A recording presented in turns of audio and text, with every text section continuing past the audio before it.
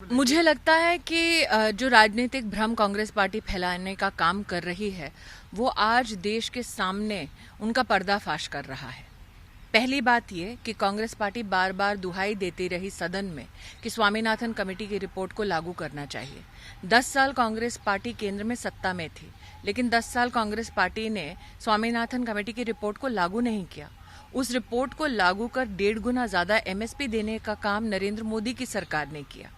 नरेंद्र मोदी की सरकार ने मात्र एमएसपी को 1.5 गुना नहीं बढ़ाया, साथ ही राष्ट्र के इतिहास में पहली बार किसान सम्मान निधि योजना के तहत भारत की तिजोरी से सीधा किसान के बैंक के खाते में पैसे ट्रांसफर किया और मात्र 1.5 साल के अंतराल में 10 करोड़ से ज्यादा किसानों के खाते में 90,000 करोड़ से ज्यादा रुपया नरेंद्र मोदी की सरकार ने दिया है। साथ ही साथ किसान की सॉइल हेल्थ कार्ड की बात हो अथवा देश के हर जिले में कृषि विज्ञान केंद्र का खोलना हो ताकि किसान विज्ञान के आधार पर अपनी फसल, अपनी उपज को और बेहतर कर सके, इस सारे उपक्रम जो कृषि क्षेत्र से संबंधित हैं उसमें दिन प्रतिदिन नरेंद्र मोदी जी की सरकार ने अपनी प्रतिबद्धता दर्शाई है। और मुझे लगता है कहीं ना कहीं हमें भी इस बात को समझना होगा कि सरकार जब सदन में बोलती है, चाहे वो लोकसभा हो या राज्यसभा हो, तो सरकार का वो कथन एक संवैधानिक वचन है, एक सॉवरेन प्रॉमिस है जो हम देश की संसद को और देश की जनता को देते हैं। और आज तक जो वचन दिया उससे पीछे कभी नहीं हटे हम। एमएसपी को लेकर जो शंकाएं हैं, क्या लगता है कि मुझे लगता है कि जो भ्रम फैलाया जा रहा है उस भ्रम को तोड़ने का सबसे बड़ा जो एक उदाहरण है वो ये कि अगर आप यूपी और एनडीए के एमएसपी रेट्स की तुलना कर लें, अगर आप यूपी और एनडीए के एमएसपी रेट की तुलना करेंगे तो आप अगर राइस, धान और वीट मतलब कणक जिसे पंजाबी में कहते हैं, उसमें अगर आप देखेंगे तो 54% से लेके 101% तक की बढ़ोतरी कंपैरिजन अगर आप करेंगे यूपी और एनडीए में रही है। जब सोमवार को हमारे कृषि मंत्री जी ने साल 2020-21 के लिए एमएसपी रेट की घोषणा की तो उसमें भी फिर से कहती हूँ कि आप अगर चुने का रेट देखेंगे तो उसमें भी 106% की बढ़ोतरी है। साथ ही हमें ये समझना होगा कि हमारे जो बिल पास हुए हैं उसमें किसान के संरक्षण के संबंध में क्या क्या कहा गया है। एक कि अगर किसान चाहे तो देश के वो किसी भी गांव, किसी भी बाजार, किसी भी व्यक्ति, किसी भी शहर में जाकर किसी भी संगठन को अगर चाहे किसान तो अपनी फसल वो बेच सकता है और उस रेट पर किसान बेचेगा जो रेट किसान तय करेगा।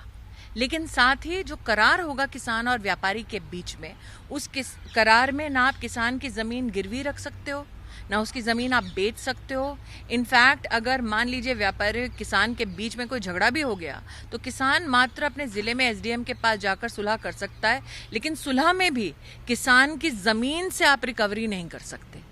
और ये भी सुनिश्चित किया गया है कि किसान को व्यापारी अगर फसल उसकी खरीदता है तो 3 दिन में उसे भुगतान करना पड़ेगा। अब आप मुझे बताइए कि जिस कानून में किसान की ज़मीन सुरक्षित की जाती है, किसान को अपने आप फैसला लिए जाने का हक दिया जाता है कि वो देश में कहीं भी जाके अपनी फसल बेच सकता है, किसान की पेमेंट 3 दिन में सुनिश्चित हो सकती है, उस कानून का क्यों ऑपोजिशन विरोध करती है? तो आपको क्या लगता है, आपके अलाइज क्यों नहीं कन्विंस हो पाए? मैं इतना ही कहूंगी, नरेंद्र मोदी जी ने अपने 6 साल के कार्यकाल में हमेशा राष्ट्रहित में कार्य किया है, अपने राजनीतिक हित में कार्य नहीं किया कभी। उन्होंने ऐतिहासिक कई फैसले लिए हैं, चाहे वो धारा 370 का हो, चाहे वो लेबर का रिफॉर्म हो, चाहे वो कृषि क्षेत्र का रिफॉर्म हो। नरेंद्र मोदी ने साल 2014 में और साल 2019 में जनता से मात्र एक वादा किया था कि वर्षों से बिचौलियों के चंगुल में जो जकड़ कर रखा है हमारी व्यवस्थाओं को,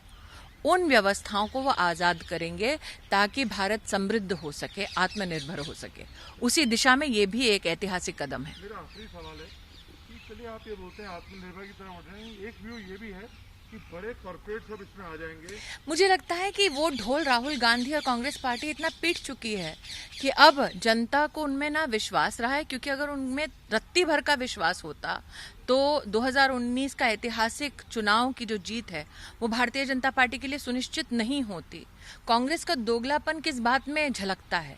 कि साल 2019 के उनके मैनिफेस्टो में स्वयं उन्होंने कहा वो एपीएमसी का एक्ट हटा देंगे। भारतीय जनता पार्टी ने सदन में भी वचन दिया और कहा कि एपीएमसी एक्ट को हम लोग हाथ नहीं लगा रहे, हम प्रदेश की सरकारों के जो अधिकार हैं उसका हनन नहीं कर रहे, बस देश के किसान को बिचौलियों से आज़ाद कर रहे हैं। साथ ही राहुल गांधी और कांग्रेस पार्टी शायद भूल गए उनका अपना वक्तव्य 2013 में, जब वो कहते हैं कि वो स्वतंत्र बाजार में किसान को काम करने देना चाहेंगे। क्या तब वो ठीक थे और आज हम गलत हैं? बार बार कांग्रेस के कई दिग्गज नेताओं ने, चाहे वो कमलनाथ जी हों, चाहे वो हुड्डा जी हों, और कई प्रदेशों में जहां पर कांग्रेस का राज रहा, चाहे वो हरियाणा हो, मध्य प्रदेश रहा हो, कर्नाटक रहा हो, महाराष्ट्र रहा हो, पंजाब हो, वहां पर कांग्रेस पार्टी ने संविदा पर, खेती पर बार बार बल दिया। आज उनको तकलीफ इस बात से नहीं है कि किसान आजाद हो रहा है, आज उन्हें तकलीफ इस बात से है कि नरेंद्र मोदी वो कर पा रहे हैं जिस बात को कांग्रेस सिर्फ सपना दिखाकर किसान को राजनीतिक मोहना बनाकर इस्तेमाल करते आए हैं। नमस्कार, मैं हूं मानक गुप्ता। अगर आपको हमारा ये वीडियो पसंद आया हो तो इसे लाइक और शेयर जरूर करें, और हाँ, हमें सब्सक्राइब और फॉलो करना ना भूलें ताकि आप देश और दुनिया की कोई खबर मिस ना करें। चाहे कोई ब्रेकिंग न्यूज हो या कोरोना वायरस से जुड़ी कोई भी अपडेट, पॉलिटिक्स हो या आपकी जेब से जुड़ी कोई खबर, इलेक्शन की कोई न्यूज हो, कोई कंट्रोवर्सी हो या फिर कोई वायरल वीडियो, सब कुछ मिलेगा न्यूज़ 24 पर। तो जुड़े रहिए हमारे साथ और देखते रहिए न्यूज़ 24।